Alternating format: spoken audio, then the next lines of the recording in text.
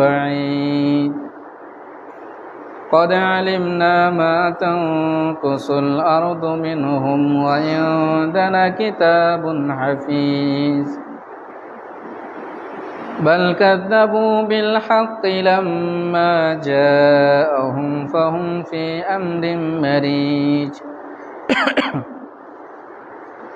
أفلم ينظروا إلى السماء فوقهم كيف بنيناها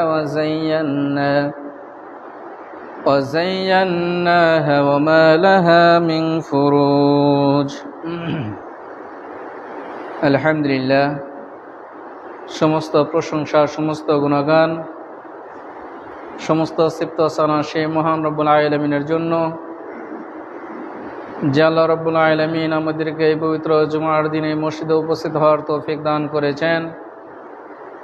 সে আল্লাহর প্রতি শুকরিয়া আদায় করি আলহামদুলিল্লাহ। দুরূদ ও সালাম বর্ষিত হোক মুহাম্মদ রাসূলুল্লাহ সাল্লাল্লাহু আলাইহি ওয়াসাল্লামের উপর। আল্লাহুম্মা সাল্লি আলাইহি আল্লাহুম্মা বারিক আলাইহি। আজকে আমি আপনাদের সামনে সংক্ষিপ্তভাবে যে বিষয়টি নিয়ে আলোচনা করব তা হচ্ছে পরকীয়া সম্পর্কে। পরকীয়া সম্পর্কে সংক্ষিপ্তভাবে কোরআন ও সহিহ হাদিস থেকে আলোচনা করার চেষ্টা করব ইনশাআল্লাহ। বর্তমানে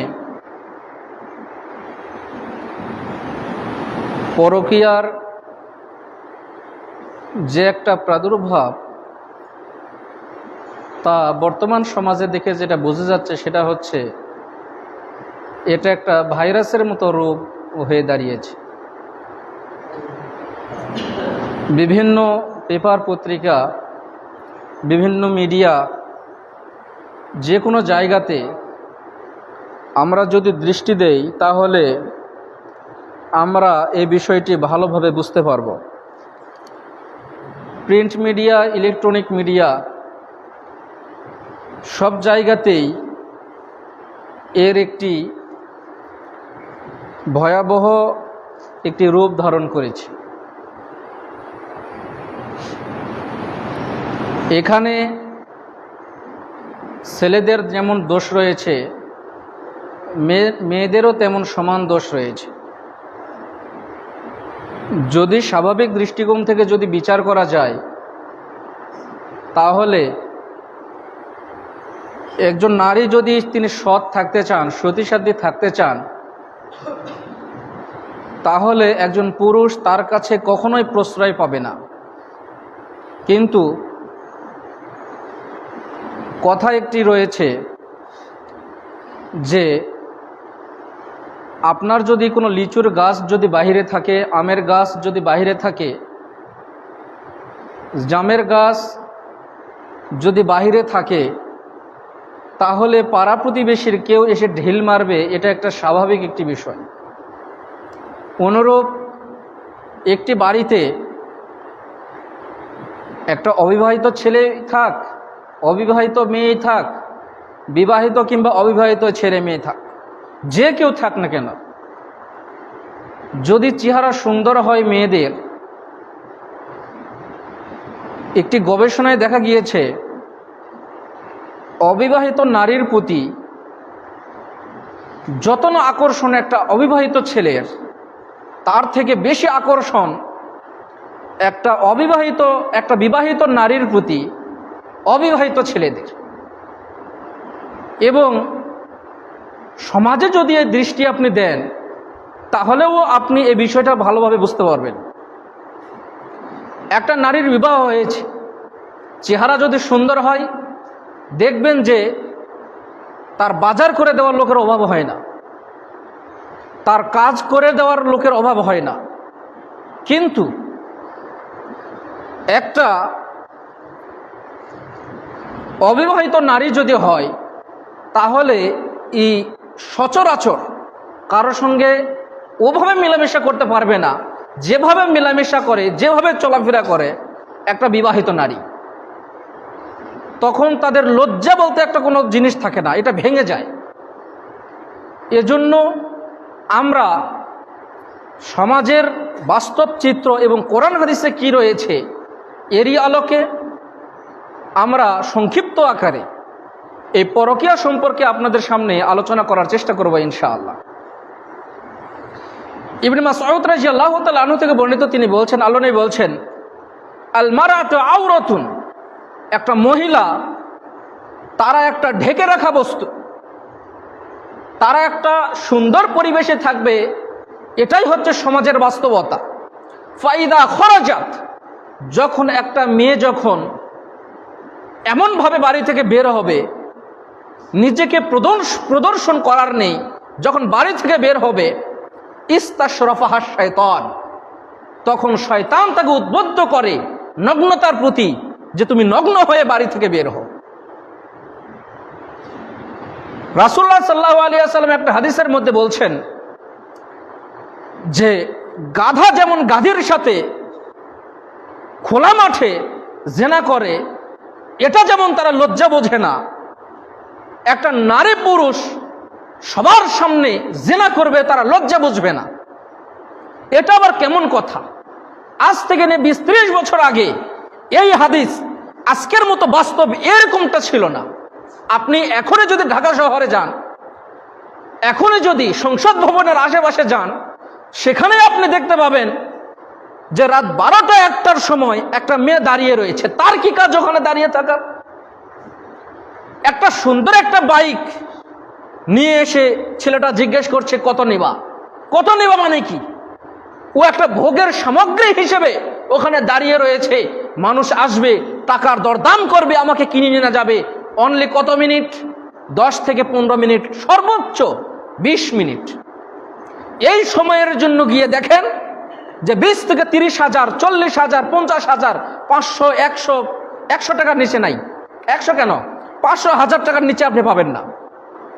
এখনই যান ঢাকা শহরের নাম করা কলেজ, ইউনিভার্সিটি যেগুলো, এগুলো মেয়েদেরকে অহরহ আপনি কিনতে পাবেন।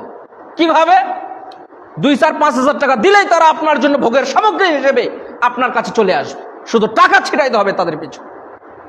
এরকম অহরহ পাবেন আপনি, যে কোনো আপনি জায়গাতে যান না কেন। মিডিয়াতে এগুলো মাঝে মধ্যে আসে, এজন্য খুব ভয়াবহ রূপ ধারণ করেছে। নারীদেরকে এমনভাবে আপনাদেরকে বাড়িতে লালন পালন করতে হবে, কিভাবে লালন পালন করলে সে সুন্দর একটা পরিবেশে বেড়ে উঠবে, এ প্রচেষ্টা আপনাদেরকে করতে হবে, আপনাকেই করতে হবে।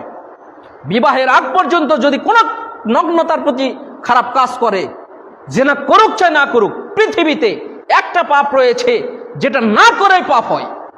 সেটা হচ্ছে, একটা নারী যদি রাস্তা দিয়ে যায়, ওই নারীকে দেখে যত পুরুষ আকৃষ্ট হবে, ও পুরুষ জেনা না করলেও ওই মহিলার খাতায় জেনা হিসেবে লিপিবদ্ধ করা হবে, জেনার পাপ লেখা হবে। একটা নারী যদি রাস্তা দিয়ে যায়, জেনা করেনি, যদি ছেলেরা আকৃষ্ট হয়, তাহলে জেনার পাপ লেখা হবে ওই নারীর প্রতি। তাহলে এখনো জেনা করেইনি, কিন্তু জেনার পাপটা লেখা হবে। এজন্য যখনই বাড়ি থেকে বের হবে, কমপক্ষে শালীনতার সহিত পোশাক পরিধান করার চেষ্টা করবে। আল্লাহ তাআলা বলছেন, ওয়াযায়্যানা লাহুমুশ শাইতানু আমালাহুম, ওয়াযায়্যানা লাহুমুশ শাইতান, শয়তান মেয়েরা যে কাজকর্ম করে, এই কাজের প্রতি শয়তান তাদেরকে উদ্বুদ্ধ করে, সুশোভিত করে তোলে, নগ্নতার প্রতি উদ্বুদ্ধ করে, যে তুমি এটার প্রতি উদ্বুদ্ধ হও, এটার প্রতি তুমি নিজেকে আনন্দ ফিল করো, এটা তুমি করো। এটা শয়তান তাদেরকে উদ্বুদ্ধ করে। মানুষ করে করে তা নয়, অবশ্যই শয়তানের প্ররোচনা এখানে রয়েছে। শয়তানকে দেখা যায় না, কিন্তু তাদের কাজকর্ম আপনার শিরায় শিরায় রয়েছে। এজন্য সতর্ক সাবধান থাকতে হবে। আপনার ছেলে মেয়ে কে কিভাবে বাড়ি থেকে বের হচ্ছে, এই খোঁজ খবর আপনাকে নিতে হবে। ইবনে মাসউদ রাদিয়াল্লাহু তাআলা আনহু থেকে বর্ণিত, তিনি বলছেন, আল্লাহ নবী বলছেন, লা ইয়াহিল্লু দামু ইমরিন মুসলিমিন ইয়াশহাদু আল্লা ইলাহা ইল্লাল্লাহ, যে কোনো মুসলমান, নর হোক চাই নারী হোক, যদি সে কালেমা পড়ে, তাহলে তাকে হত্যা করার বৈধ নয়। একটা কাফেরকে আপনি হত্যা করতে যাচ্ছেন, এই সময় সে যদি কালেমা পড়ে, তাকে আর হত্যা করা যাবে না। কেন? সে কালেমা পড়ে মুসলমান হয়েছে, তাকে হত্যা করা হারাম।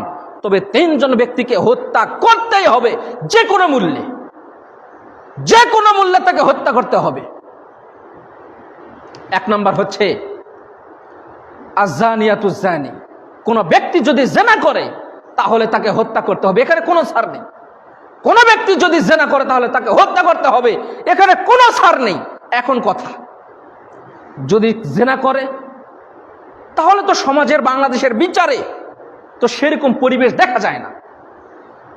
এখানে বিষয়টা হচ্ছে, যদি দায়িত্বশীলগণ যদি এটা দায়িত্ব পালন না করে তাহলে এই দায়ভার আপনার নয়, আপনি এটা বাস্তবায়ন করতে পারবেন না। দায়িত্বশীলগণ সরকার রয়েছেন, এটা সরকারকে করতে হবে। যদি সরকার না করে হিসাব সরকারকে দিতে হবে কিয়ামতের মাঠে, আমাদেরকে নয়। তবে আমাদের বাস্তবতা যেটা বুঝি, যে সরকারের উপরে বহির্বিশ্বের অনেক চাপ থাকে, যেটা আমরা খালি চোখে দেখতে পাই না। আমরা গ্রামে গঞ্জে যারা বাড়িতে গ্রামে থাকি, তারা মিডিয়াতে টেলিভিশনে অনেক কিছু দেখি, দেখে আমরা অনেক কিছু মন্তব্য করি। মন্তব্য করা অনেক সহজ, কিন্তু বাস্তবায়ন করা অনেক কঠিন। এই কিছুদিন আগে রামিসা নামে যে মেয়েটা যে হত্যা হলো, এই যে মেয়েটা যে হত্যা হলো, কে করুক ওটা পরের বিষয়, কিন্তু এখানে ওকে যদি আজকে ধরে আজকেই যদি আপনি ফাঁসি দেন, এখন অনেকেই বলছে, স্বীকার তো করছে, দেন না কেন, এটা অনেকেই বলছে। ঠিক আছে, বলতে পারে, এটা স্বাভাবিক। কিন্তু বাংলাদেশের যে ব্রিটিশ আইনের যে বিচার ব্যবস্থা, এটা অনেক কঠিন, এটা বাস্তবায়ন করা অনেক কঠিন। আপনি আজকেই ফাঁসি দেন, এ দেশকে অমুসলিমরা বহির্বিশ্বে এইভাবে প্রচার করবে, এটা হচ্ছে উগ্র রাষ্ট্র, এটা হচ্ছে একটা উগ্র রাষ্ট্র, এভাবে তারা প্রচার করবে। কিন্তু একটা নাস্তিককে আপনি খালি ফাঁসি দেন, দেখবেন আমেরিকা বিবৃতি দিবে যে কেন ফাঁসি দেওয়া হলো, সরকারকে এটা সেটা অনেক কিছু, অনেক ঝামেলা রয়েছে। এই কারণে আমরা সরকারের কাছে বিশেষভাবে দাবি জানাচ্ছি যে সরকার যেন এগুলো বাস্তবায়ন করে। কেন? সরকার হয়তো চাইলে করতে পারবে, তবে অনেক কঠিন, অনেক কঠিন, যেটা আমরা বুঝতে পারি না। আমরা সৌদি আরব কি করছে এই চিন্তা নিয়ে আমাদের ঘুম ধরে না। সৌদি আরব খারাপ হয়ে গেল, অমুক দেশ খারাপ হয়ে গেল, আপনার বাড়িতে কি হচ্ছে এটা আপনি খোঁজ রাখেন না কেন? আপনার গ্রামে কি হচ্ছে এটা আপনি খোঁজ রাখেন না কেন? গ্রাম ঠিক করতে পারেন না, বাড়ি ঠিক করতে পারেন না। একটা পরিবারের একটা মেয়ে, আপনার একটা মেয়ে, আপনি একটা মেয়েকে কন্ট্রোল করতে পারেন না, সরকার এত লক্ষ লক্ষ কোটি কোটি মানুষকে কিভাবে কন্ট্রোল করবে? এই জিনিসটাকে আপনার বিবেকে ধরে না? আপনি আপনার একটা ছেলেকে মানুষ করতে পারেন না, মাদ্রাসায় দিয়ে আসছেন কেন? যে খুব দুষ্ট মাদ্রাসায় থাক, ভালো হবে। তাহলে আমাদের মাদ্রাসায় রয়েছে 500-600 ছাত্র ছাত্রী, তাহলে তাদেরকে কিভাবে আমরা কন্ট্রোল করি? তাহলে সরকার কোটি কোটি মানুষকে তাহলে কিভাবে কন্ট্রোল করে? এই দিকে দেখতে ওই দিকের সমস্যা, এই দিকের সমস্যা, এগুলো বহুত সমস্যা। এজন্য স্বাভাবিক দৃষ্টিকোণ থেকে ইমানি তাগিদে আপনার অন্তকে জিজ্ঞেস করবেন, নিজের নাফসকে কন্ট্রোল করবেন, নিজের পরিবারকে কন্ট্রোল করবেন, নিজের আত্মীয় স্বজনকে কন্ট্রোল করবেন, তারপরে আপনি বহির্বিশ্বে কন্ট্রোল করার চেষ্টা করিয়েন। আমার কথাটা আপনি অন্যভাবে নিয়েন না, কথাটা বোঝার চেষ্টা করবেন। 2 নাম্বার, ওয়াসাইবুজ্জানি, কোন একটা হলো যে আন-নাফসু বিন, 2 নাম্বার আন-নাফসু বিন নাফস, যদি কেউ কাউকে হত্যা করে তাহলে তাকে হত্যা করতে হবে, এখানে কোনো ছাড় নেই, যতই কালেমা পড়ুক। কেউ যদি কাউকে হত্যা করে, ইসলামের শরীয়ত বলে তাকে হত্যা করতে হবে। 3 নাম্বার, ওয়াল মারিকু মিনাদ দীনি তারিকুল জামাআহ, কোন ব্যক্তি যদি ইসলাম থেকে যদি নাস্তিক হয়ে যায় তাহলে তাকে হত্যা করতে হবে। কোন ব্যক্তি যদি বলে যে পর্দা করা এটা প্রয়োজন নেই, কোন ব্যক্তি যদি বলে গাভীর দুধ খাওয়া হারাম, কোন ব্যক্তি যদি বলে গরুর গোশত খাওয়া হারাম, তাহলে সঙ্গে সঙ্গে তাকে হত্যা করতে হবে। এটা ইসলামী শরীয়ত বলে। কেন? সে হালাল জিনিসকে হারাম বানিয়ে দিচ্ছে। এজন্য আমরা সতর্ক সাবধান থাকব যে পরকীয়া, আজকের আলোচনার সংক্ষিপ্ত আলোচনার বিষয় পরকীয়া। পরকীয়া কি? আমার স্ত্রী কি করলো না করলো এটা আমরা সকলেই ধরি, কিন্তু আপনি যে 2-4টা মেয়ের সঙ্গে কথা বলেন, এই জিনিসটা আপনি নিজেকে দোষারোপ করেন না।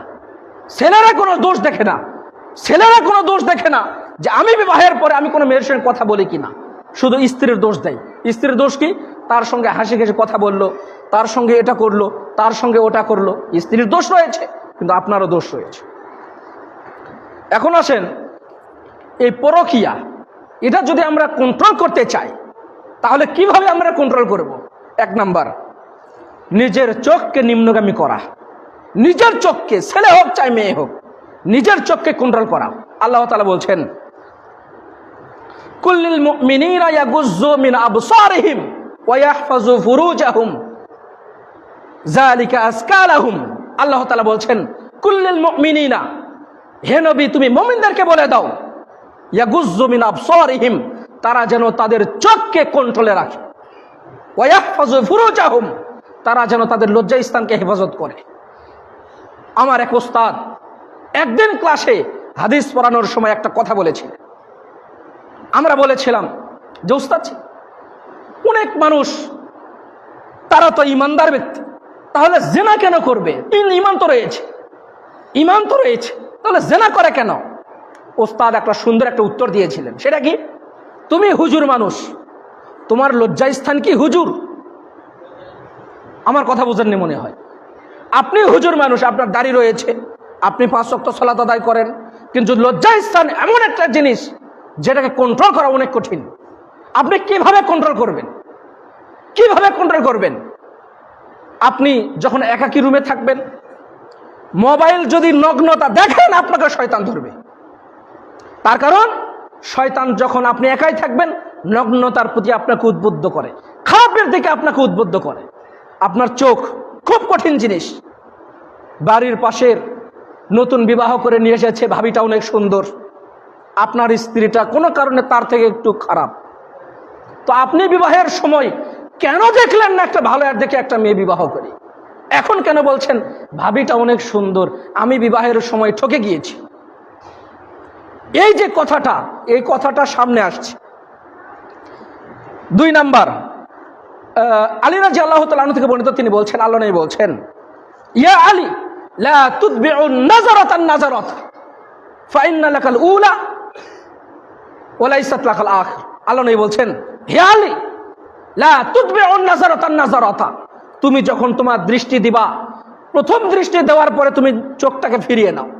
ফাইন্না লাকাল উলা, কারণ প্রথম দৃষ্টি এটা ঠিক আছে, তুমি অসতর্কতা অবস্থায় চোখটা গিয়েছে, কিন্তু পরের দৃষ্টি যদি তুমি নিজে ইচ্ছায় দাও, তাহলে তোমাকে পরকীয়ার দিকে ধাবিত করবে, পরকীয়ার দিকে ধাবিত করবে। এজন্য প্রথম দৃষ্টি যদি মনে হয় যে ওই ভাবিকে দেখলে আমার অন্তরটা খুঁতখুঁতায়, আমার অন্তরটা খুব কিছু আসতে পারে, তার সঙ্গে আপনাকে কথাই বলা হারাম, কথাই বলা আপনার জন্য হারাম, আপনি কথাই বলতে পারবেন না।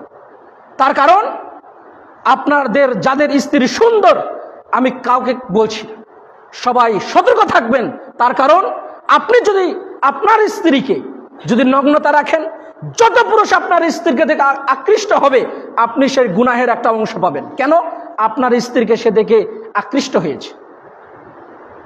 যতই বলেন, প্রথম দিন থেকে যদি আপনি তাকে শালীনতার সহিত, পর্দার সহিত যদি রাখতে না পান, তাহলে 10 বছর পরে আপনি জীবনেও পারবেন না। প্রথম দিন থেকে আপনি যদি আপনার মেয়েকে কন্ট্রোলে রাখতে না পারেন, আমি চ্যালেঞ্জ দিয়ে বললাম, আপনি জীবনেও পারবেন না। যখনই মেয়ে একটু বড় হয়ে যাবে, চেহারাটা সুন্দর, আপনি ছোট্ট একটা প্যান্ট পরাচ্ছেন, কেন ছোট প্যান্ট পরাতে হবে? আপনার কি আর 50 টাকা নেই যে একটু বড় প্যান্টটা বানাই দেয়? এই যে অঙ্গটা, এই অঙ্গটা আপনার সন্তান শিখছে যে এভাবে চলতে হয়, এভাবে প্রদর্শন করতে হয়, এভাবে নাচানাচি করতে হয়, সবকিছু শিখে যাচ্ছে। তো এই মেয়ে ভালো খারাপ হবে না? ভালো হবে, কখনোই ভালো হবে না, জীবনেও ভালো হবে না। আপনার বাড়িতে থাকতে পরকিয়া করবে, ও যে স্বামীর বাড়িতে যাবে তার বাড়িতেও পরকিয়া করবে।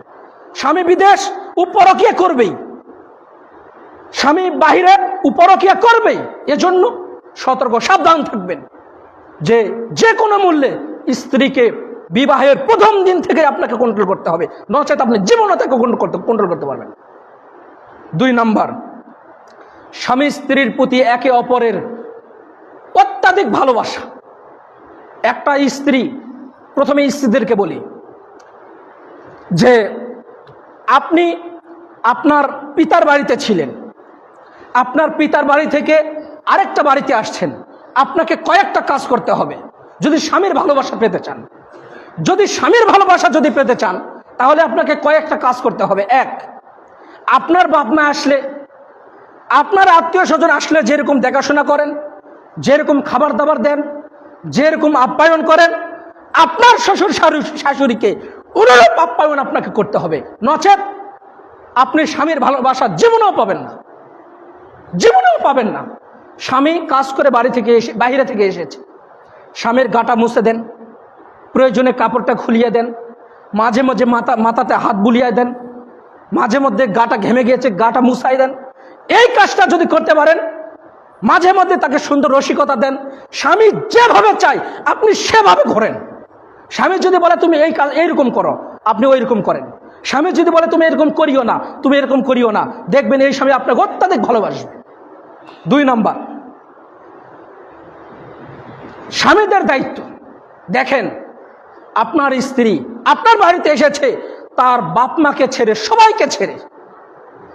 অনুরূপ আপনার যেরকম দায়িত্ব, আপনার বাবা মাকে যেরকম আপনি বাসেন, আপনার শ্বশুর শাশুড়িকে অনুরূপ আপনাকে ভালোবাসতে হবে। একদিন, বেশি না, একদিন যদি আপনার স্ত্রীকে কটু কথা বলেন, একদিন যদি আপনার স্ত্রীকে কটু কথা বলেন, তাহলে দেখবেন 1 সপ্তাহ আপনাকে ওই রকম ভালোবাসা পাবেন না। কেন? ওই যে কাঁচ একটু আঘাত দিয়েছেন, ভেঙে গিয়েছে। মেয়েদের অন্তর কাঁচের থেকেও নরম, কাঁচকে হালকা ধাক্কা দিয়ে ভেঙে ফেলে দিচ্ছেন। আর আপনার ওই স্ত্রীর অন্তরটা কেমন জানেন? একটু নাড়া দিলেই ভেঙে যাবে, একটু আঘাত স্ত্রীর অন্তরটা ভেঙে যাবে। এজন্য তার বাপ মাকে ছেড়ে এসেছে, কত আত্মীয় স্বজনকে ছেড়ে আপনার বাড়িতে এসেছে, বছরের পর বছর আপনার কাছে থাকবে। এজন্য মাঝে মধ্যে তারাও যখন অসুস্থ হবে, তারাও যখন সমস্যায় থাকবে, তার সুযোগ সুবিধা সব কিছু আপনাকে বুঝতে হবে। অনুরূপ এইভাবে স্বামী স্ত্রী যদি এরকম ভালোবাসা দিতে পারেন, স্ত্রীও যখন অসুস্থ হবে, তার মাথাটায় হাত বুলিয়ে দেন, মাথাটা টিপে দেন, হাত পা টিপে দেন, দেখবেন আপনি অনেক ভালোবাসা পাবেন। স্বামী ঘুমিয়ে গিয়েছে, বলছে টিপতেই থাকো,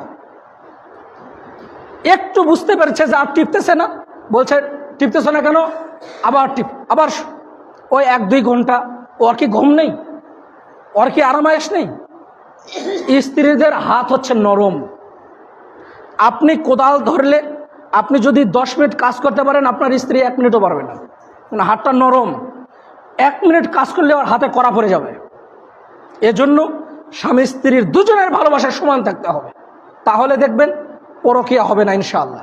নচেত আপনার একটু যদি ভালোবাসা কমতি পায়, ও মনে মনে ভাববে যে ওই পুরুষটা আমাকে খুব ভালোবাসা দেখায়, যদি এর কাছে ছেড়ে যদি ওর কাছে যাই, তাহলে মনে হয় আমি ভালোবাসা পাবো। তো সন্তানের দিকে তাকিয়ে ও আর ওর কাছে যায় না, কিন্তু পরকীয়া করে। কি করে? পরকীয়া করে। পরকীয়া বোঝেন না? পরকীয়া তো বোঝে।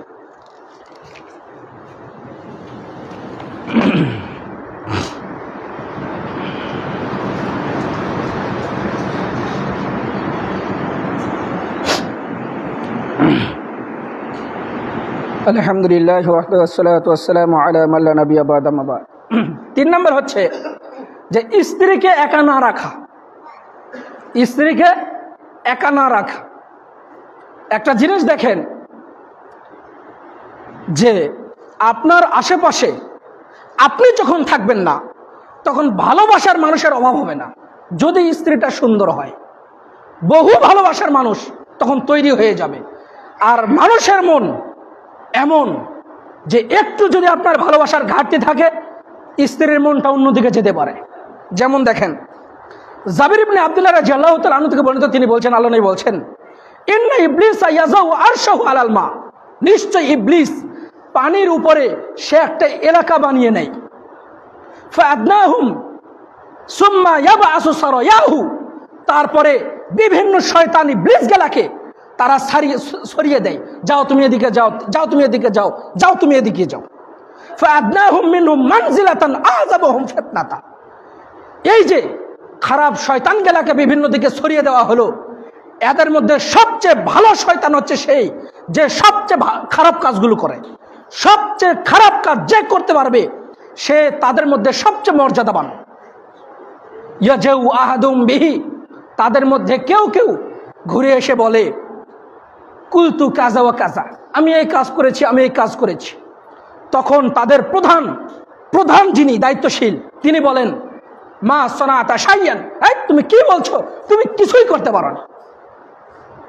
ওয়াকুলুল আখর ইয়াজু আহাদুহুম, তাদের মধ্যে আরেকজন এসে বলে মা তারাকতু হাত্তা ফারাকতু বাইনাহু ওয়া বাইনা ইমরাতি, হে মহামান্য ইবলিসের সর্দার, আমি অমুক স্বামী স্ত্রীর মধ্যে ঝগড়া বাঁধিয়ে বিচ্ছেদ ঘটিয়ে দিয়েছি।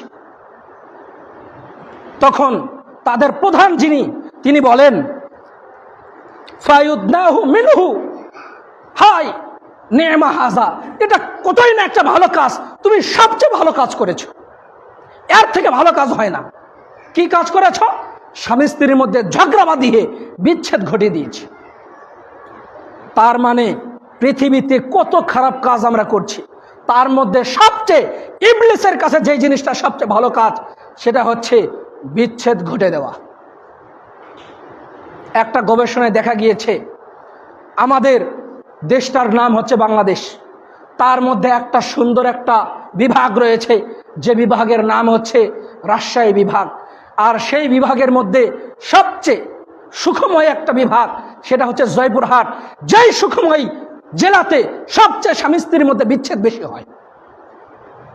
বোঝেননি মনে হয়, বোঝেননি মনে হয়। আমাদের জেলাটা এই সারা বাংলাদেশের মধ্যে, সারা বাংলাদেশ বলবো না, এই বিভাগের মধ্যে, রাজশাহী বিভাগের মধ্যে এত সুখময় বিভাগ যে স্বামী স্ত্রীর মধ্যে সবচেয়ে বিচ্ছেদ যেই জেলাতে বেশি হয়, সেটা হচ্ছে আমাদের সুখময় জয়পুরহাট জেলাতে। আপনি বলবেন তাহলে আমার স্ত্রীর সঙ্গে ঝগড়া হয় কেন? ওই যে ছোটখাটো বিষয়, ছোটখাটো বিষয় শয়তান বাঁধিয়ে দিয়েছে, লাগাও। এখন যখনই ঝগড়া বাঁধিয়ে দিয়েছে, বিচ্ছেদ হয়ে গিয়েছে, শয়তান বলছে আমার কাজ শেষ, গিয়ে বলছে, রিপোর্ট পেশ করছে বড় ইবলিসকে, আমি এই কাজটা করে এসেছি। বলছে তুমি সবচেয়ে ভালো কাজ করে এসেছো। এজন্য সতর্ক সাবধান থাকবে। আনাস ইবনে মালিক রাদিয়াল্লাহু তাআলা আনহু থেকে বর্ণিত, তিনি বলছেন, আল্লাহ নবী বলছেন, কানা ফি সাফারিন, যে আমরা একটা সফরে ছিলাম, ও কানা গোলামুন ইয়াহুদ্দু লাহু আনজাসা, আর আল্লাহর নবীর একজন গোলাম ছিল যার নাম ছিল আনজাসা, যে হুদি গান গাইতে গাইতে উট নিয়ে আল্লাহ নবীকে যাচ্ছিলেন। তখন আল্লাহ নবী বললেন, লা তাকসিরিল কাওয়ারির, হে আনজাসা, তুমি নারীদের অন্তরের ন্যায়, হে আনজাসা, তুমি নারীদের অন্তরের ন্যায় তুমি কাঁচকে ভেঙে ফেলে দিও না। এই কথার অর্থ কি? নারীদের অন্তর হচ্ছে কাঁচের চাইতেও দুর্বল। ওই যে বললাম, কাঁচকে যদি একটা আঘাত দিয়ে যদি ভেঙে ফেলে দেন, স্ত্রীর অন্তর হচ্ছে তার থেকেও নরম। আপনি যখনই বাইরে থাকবেন, আপনার স্ত্রীকে, ভাবি কেমন আছেন, ভালো আছেন, কোনো বাজার টাজার লাগলে আমাকে বলিয়েন, কোনো কাজের কথা লাগলে আমাকে বলিয়েন, ভাবি কোনো সমস্যা থাকলে বলিয়েন। আর কিছু কিছু বুড়া গর্ধব রয়েছে, বলছে এই ও না বরাম্য হয় তোমার, ওর সঙ্গে মজা করতে না, ওই যে তোমার ভাবি, ওর সঙ্গে মজা করা যাবে। তার মানে আপনি তাকে আগুনে নিক্ষেপ করে দিচ্ছেন। এটা সবচেয়ে ক্ষতিকর। একটা ভাবি যাদের থেকে সবচেয়ে দূরে থাকবে তারা হচ্ছে দেবর। এই দেবরের সাথে কোনো কথা নেই। সামনে আসছে আব্দুল্লাহ ইবনে আব্বাস রাদিয়াল্লাহু তাআলা আনহু থেকে বর্ণিত, তিনি বলছেন, আল্লাহ নবী বলছেন, লা ইয়াখলু আন্না রাজুলান বিইমরাতিন ওয়ালা ইয়াহুদ্দু লাহু ওয়ালা ইয়াখুল্লু লাহু, কোন নারী এবং পুরুষ, কোন নারী এবং পরপুরুষ যখন একসাথে থাকে, অসালিসুহুমা শায়তান, তখন তৃতীয় জন যখন উপস্থিত হয় তিনি হচ্ছেন শয়তান। যে কোনো সময় তাদের মধ্যে মিলন ঘটতে পারে, মানে যেটাকে আমরা গ্রাম্য ভাষায় বলি পরকিয়া। কি বলি? পরকিয়া। আল্লাহ নবীকে জিজ্ঞেস করা হলো, আল্লাহ নবী, পৃথিবীতে সবচেয়ে খারাপ কাজ কি?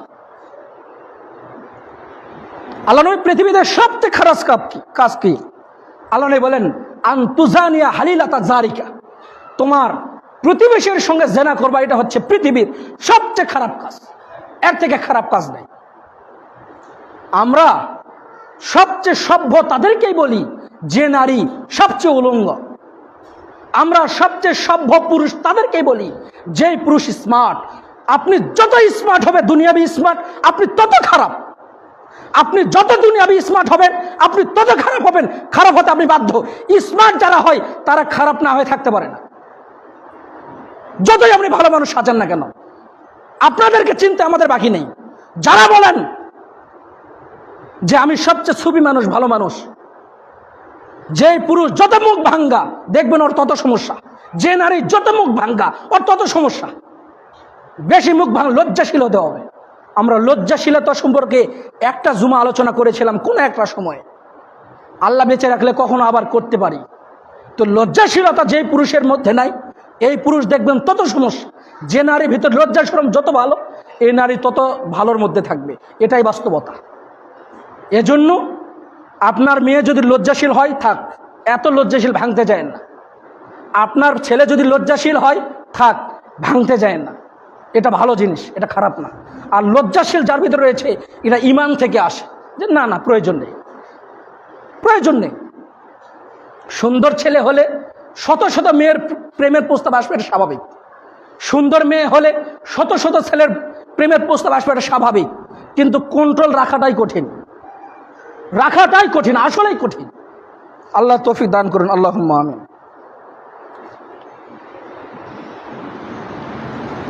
আল্লাহ তাআলা বলছে 4 নম্বর, নরম সুরে কথা না বলা। কোন স্ত্রীর উচিত নয়, কোন মেয়ের উচিত নয় নরম সুরে কথা বলা, এটা উচিত নয়। আল্লাহ নবী বলছেন, আল্লাহ তাআলা বলছেন, ইয়া নিসা আন-নবী লাস্তুন্না কাহাদিন মিনান নিসা। হে নবীর স্ত্রীগণ, তোমরা শুনে রাখো, তোমরা অন্য নারীদের মতো তোমরা নও। ইনিত্তাকাইতুন্না, যদি তোমাদের ভিতরে আল্লাহর ভয় না থাকে, ফালা তাখজানা বিল কওল, এবং তোমরা যদি নরম ভাষায় কথা বলো, ফালা তাখজানা বিল কওল, তোমরা যদি নরম ভাষায় কথা বলো তাহলে যে কোনো সময় তোমরা বিপদে পড়বা। সেটা কি? ফায়াক্তাউল্লাযী কলবাহু মারাজুন, যে কোনো সময় যে কোনো মানুষের অন্তরের যে রোগ, এই রোগটা তোমার ভিতরে ঢুকে যাবে। তোমরা যদি নবীর স্ত্রীদেরকে বলছেন, নবীর স্ত্রীদেরকে, সাধারণ স্ত্রীদেরকে না, কার স্ত্রীদেরকে? নবীর স্ত্রীদেরকে। হে নবীর স্ত্রীগণ, তোমরা শুনে রাখো, তোমরা যদি অন্য পর পুরুষের সঙ্গে যদি নরম সুরে কথা বলো তাহলে তাদের ভিতরে যে রোগগুলো রয়েছে এই রোগটা তোমাদের ভিতরে প্রবেশ করবে। নরম সুরে কথা বলতে নেই স্ত্রীদেরকে, কার কোনো পুরুষের সঙ্গে নাই। ভাবি ভাই বাড়িতে আছেন, নেই, নেই বলতে নেই, এর উপরে কোনো কথা বলতে যাবেন না, এবং বলাটাও হারাম, বলাই যাবে না। এত নরম কথা কেন? এত নরম করে কথা কেন? যত নরম সুরে কথা বলবেন পুরুষ আপনার উপরে তত হামলিয়া পড়বে। সতর্ক, সাবধান থাকবেন। সময় তো শেষ, আর হালকা আলোচনা রয়েছে। আমরা আল্লাহ তৌফিক দান করলে সামনের জুমা এটুকু শেষ করে আমরা নতুন একটা বিষয় আলোচনা করব ইনশাআল্লাহ।